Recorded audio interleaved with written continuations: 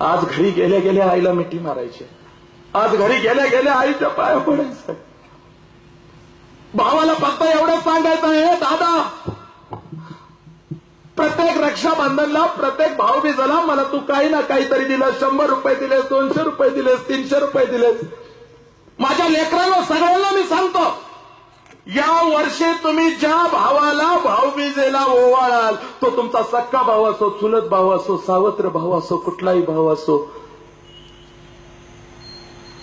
त्या भावाला फक्त एवढंच सांगायचं, या वेळेला मला ओवाळणी म्हणून काय देशील? तुझं मला पैसे नकोत.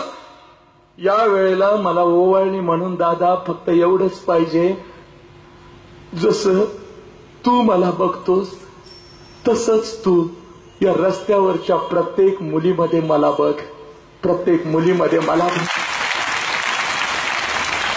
प्रत्येक मुलीमध्ये मला बघ. बाकी मला काही नको.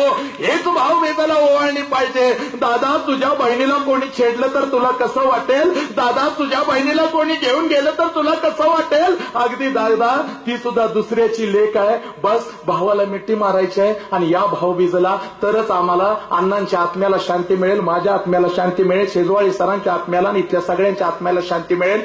जर तुम्ही हे केलं तर लक्षात घ्या, प्रत्येक बहिणीनं भावाला मिठी मारायचं आहे. पैसा नको, अडका नको, तुझा ड्रेस नको, काही नको, ते देण्यासाठी आई बाबा समर्थ आहेत. तू फक्त एवढीच ओवाळणी असतात, प्रत्येक मुलीमध्ये तू मला बघ, प्रत्येक मुलीमध्ये मला तू बघ. बस बदलला भारत, बदलला देश.